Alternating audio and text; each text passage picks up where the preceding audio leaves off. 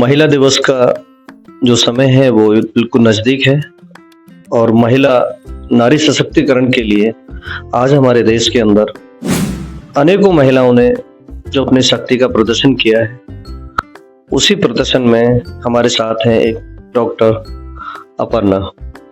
Doctor Aparna ji को नमस्कार। Doctor साहब, जैसा कि अभी 8 तारीख को 8 मार्च में महिला दिवस पूरा देश पूरी दुनिया मनाने वाली है, तो आप इसके बारे में क्या कहना चाहेंगे? महिला दिवस मुझे लगता है एक दिन काफी नहीं है महिला को सेलिब्रेट करने के लिए। महिला रोज सेलिब्रेट होना चाहिए, चाहे वो किसी की माँ हो, बहन हो, बेटी हो।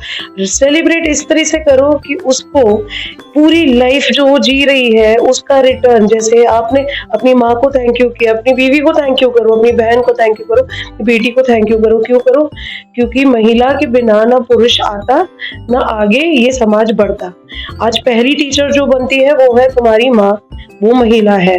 बाद में तुम्हारे जीवन में जो साथ देगी वो तुम्हारी बीवी है, और पूरे लड़कपन से लेके जवानी तक जिसने साथ दिया वो तुम्हारी बहन है, और जो बुढ़ापे में साथ देगी वो तुम्हारी बेटी है। तो महिला का तो तुम शुक्रिया अदा एक दिन में नहीं कर सकते, तुम्हें रोज करना पड़ेगा। वैसे ही जैसे कि एक पुरुष जरूरी है एक समाज को चलाने के लिए, महिला के बिना वो नहीं चला सकता। पढ़ना हूँ, मैं महाराष्ट्र से MBBS करके आई हूँ। मैं यहाँ 11 साल से मैटरनिटी होम सीमापुरी दिल्ली में काम कर रही हूँ, और मेरा काफी टाइम बस यही होता है, गर्भ प्रेग्नेंट औरतें, उनके बच्चे, उनमें ही मेरा पूरा टाइम जाता है। और मेरा गोल ये है कि हम जितना दे सके, गवर्नमेंट की जितनी भी हमें हेल्थ फैसिलिटी है, हमारे जो गरीब स्तर के लोग हैं, अमीरों के पास सारी फैसिलिटीज होती है, वो खरीद सकते हैं, मगर गरीब के पास जो फैसिलिटीज गवर्नमेंट देता है बहुत बार उनको पता भी नहीं होती कौन सी फैसिलिटीज उनके पास है। वो जितनी फैसिलिटीज हम पता चलती है, हमारा यही संघर्ष और हमारा यही कोशिश होती है कि वो सारी फैसिलिटीज हम प्रोवाइड करें। तो ऐसा क्या था डॉक्टर साहब, आपने चिकित्सा विभाग को ही अपना कैरियर क्यों चुना? डॉक्टर्स जो होते हैं, बाकी सब प्रोफेशन आप लोग ट्रेन हो सकते हो, पुलिस ट्रेन हो जाएगी, मिलिट्री ट्रेन हो जाएगी, टीचर ट्रेन हो जाएगी, मगर डॉक्टर्स मुझे लगता है उन्हीं को बनना चाहिए जिनके अंदर वो जज्बा है। अगर वो पेशेंट के लिए सहानुभूति, प्रेम, सेवा महसूस नहीं करता, वो कभी डॉक्टर नहीं बनेगा, वो बिजनेसमैन बनेगा। तो मुझे जो अच्छा लगता था ये प्रोफेशन का, कि मैं किसी के लिए हेल्प करूं, किसी की मदद करूं। अगर कोई रो रहा है तो उसका कारण ढूंढ के उसको अगर मैं हेल्प कर पाऊं, अगर कोई बीमार है उसको ठीक कर पाऊं, ये अगर मैं गोल कर सकती हूँ, तो मुझे यही लगता था कि सेवा भाव मुझे डॉक्टर बनने से ही मैं दे सकती हूँ किसी को। तो महिला स्वास्थ्य को लेकर आज की डेट में जो कुछ चुनौतियां हैं, उनके बारे में आप क्या कहना चाहेंगे? मेरे अनुसार हमारे लिए सबसे इम्पोर्टेंट चीज है कि महिलाओं को एक नॉर्मल पार्टनर और normal 50% partner of this country ये मान के उनको वो सारी चीजें दे जो एक आदमी को दी जा रही है। वहाँ रिस्पेक्ट से आती है बात, हेल्थ से आती है बात, उनके व्यूज लिए जाए, उनके बारे में सोचा जाए, ये सब काउंट होता है। अभी हेल्थ के हिसाब से अगर देखा जाए, सबसे जो मेन मुद्दा औरतों से नहीं पूछा जाता है वो है फैमिली प्लानिंग। मेरे हिसाब से बाकी चीजों में आप उनका कंट्रीब्यूशन लेना उतना ही जरूरी है, पर सबसे इम्पोर्टेंट टॉपिक अभी के हिसाब से, अगर उनका हेल्थ इश्यू इस देश में ठीक करना है, तो फैमिली प्लानिंग में उनको इक्वल से भी मुझे लगता है उनका 90% ज्यादा योगदान है फैमिली में। तो उनको ज्यादा तवज्जो देना चाहिए कि फैमिली प्लानिंग में उनसे पूछा जाए कि फैमिली प्लानिंग के लिए आप कुछ स्टेप उठाना चाहती हो या नहीं। तो फैमिली प्लानिंग में मुझे लगता है सबसे इग्नोर्ड चीज होती है। कोई महिला से ये नहीं पूछता कि भाई बच्चे इतने काफी हैं या अब और करने हैं। तो ये पूरा हक जो होता है मुझे लगता है महिला के पास होना चाहिए, पर हमारे समाज में ऐसे नहीं चलता। फैमिली प्लानिंग के लिए भी डिसीजन एक मर्द ही लेता है कि बच्चे कितने होने चाहिए, जबकि बच्चे को पेट में पालने से लेके उसके बाहर आने के बाद पालन पोषण, उसे कहीं पहुंचाने तक, इंसान बनाने तक का पूरा सफर जो है वो माँ करती है। तो सारा की सारा मुझे लगता है कि हमें जो है राइट जो है टू डिसाइड कि बच्चे कितने होने चाहिए, फैमिली में हम कितने बच्चे पाल पाएंगे, उन्हें कहीं बड़े ओहदे तक पहुंचा पाएंगे, उनकी पढ़ाई लिखाई कर पाएंगे, ये नहीं नहीं कर पाएंगे। ये सब औरतों को राइट देनी चाहिए जो अभी तक नहीं है। मैं इतनी पेशेंट देखती हूँ जिनको पहले अपने हस्बैंड को, फिर अपनी मदर इन लॉ को, फिर अपने फादर इन लॉ को, फिर रेस्ट ऑफ द फैमिली को कन्विंस करना पड़ता है कि भाई मैं अब रुक जाऊं कि और मैं समाज को बच्चे दूं। अच्छा डॉक्टर साहब, आपने जो ये भी बात कही है ये बहुत अच्छी बात है। जहाँ तक आपने देश की बात कर रहे हैं कि हमारे देश में महिलाओं को इतना अधिकार नहीं है कि जो अपने बच्चों के जन्म देने के बारे में भी सोच सकें। तो इसमें आप, जहाँ तक कि आप शहर में काफी टाइम से आप जॉब कर रहे हैं, तो गांव और जो ग्रामीण जो महिलाएं उनमें और शहरी महिलाओं में आप क्या फर्क समझते हैं? सबसे मेन चीज है कि गांव की महिलाओं को तो बताया ही नहीं गया है कि उनके राइट्स है। सबसे बड़ा फर्क है इसमें। शहर की महिला इतनी तो जागरूक है कि उसे पता है कि कुछ राइट्स होते हैं जो औरतों को मिले हैं, चाहे वो गरीब से गरीब हो, उसे पता है कि मेरे कुछ हक है। पर औरतों को तो गांव में यही नहीं पता कि उनके कुछ हक भी बनते हैं। उन्हें शुरुआत से लेके एंड तक हर चीज अपने या तो पति से पूछना है या तो अपने ससुराल वालों से पूछना है। वो कोई भी चीज अपने से डिसीजन नहीं ले सकती। सबसे मेन फर्क ये है कि they are not aware of their rights. तो मुझे लगता है कि ये चीज में ये होना चाहिए, जागरूक होना चाहिए। और इनको कंपल्सरीली औरतों को, जैसे कि मुझे लगता है कंपल्सरी मंथली फॉलोअप्स या विजिट्स, जो नीचे सब तबके की औरतें हैं उनके लिए एटलीस्ट उनका एक कार्ड बने, उनको मंथली फॉलोअप्स हो, जो उनके घर में उनको फैसिलिटीज ना मिल रही हो या हेल्थ केयर ना मिल रहे, वो जल्दी से डायग्नोस हो और उनका ट्रीटमेंट हो। तो मुझे लगता है कि ये गवर्नमेंट लेवल पे होना चाहिए कि औरतों के लिए अलग से, कि भाई इनका, जैसे हमारे यहाँ अभी अडल्ट दिशा क्लिनिक चालू हुआ है जो बच्चों के लिए, उसमें किशोरियां भी आ रही हैं और किशोर भी आ रहे हैं। वैसे औरतों के लिए सेपरेट, कि औरतों के हेल्थ के लिए एक सेपरेट गवर्नमेंट को प्लान निकालना चाहिए जिसमें औरतों का कंपलसरी एक कार्ड बने और वो रेगुलर हेल्थ चेकअप के लिए आए, क्योंकि वो सबसे ज्यादा इग्नोर्ड है। आपने देखा है कि आपके पास बहुत सारे केसेस आते हैं जो बहुत ज्यादा क्रॉनिक डिजीज में कन्वर्ट हो जाते हैं। तो महिलाएं जो नजरअंदाज करती हैं वो किस स्थिति में करती हैं और उन्हें ऐसा नहीं करना चाहिए, उसके बारे में आप क्या कहें? एक्चुअली एजुकेशन और इग्नोरेंस हमारे समाज का, हमारे देश का सबसे जो दो चीजें हैं ना जो हमें पीछे खींच रही है वो यही है। या तो हम अवेयर नहीं होते हैं और सबसे बड़ी बात हमारा एजुकेशन में कोई तवज्जो देता ही नहीं है महिलाओं के लिए। आज मैंने बच्चियों को देखा है, मेरे पास अगर 10 बच्ची आई हैं उनमें से 8 लोग या 9 बच्चियां तो स्कूल ही नहीं जा रही है। वो अवेयर कहाँ से होंगी? उनको पता ही नहीं है कि हमारे कुछ राइट्स भी बनते हैं। तो हेल्थ के लिए भी अगर बच्चों को अवेयर करना है तो और लड़कियों का स्कूल में आना बहुत जरूरी है। जब बच्चियां स्कूल में आती हैं तभी उन्हें पता चलता, अवेयर होती है वो कि हमारे राइट्स है और हमारे हेल्थ इशू के लिए हम गवर्नमेंट को पूछ सकते हैं, हम गवर्नमेंट के पास जा सकते हैं। यहाँ तो ऐसी हालत हो गई है कि औरत ना खा रही है ना पी रही है और पीड़ा में रह रही है। क्रोनिक डिसीज की आप जो बात कर रहे हो वो क्रोनिक कब हुआ? क्योंकि उसको अटेंड नहीं किया गया, उसको शुरुआत में पकड़ा नहीं गया। वो उसी के साथ घर वालों के लिए खाना बना लिया, खाने को बैठने वाली औरत ही सबसे आखिरी होती है।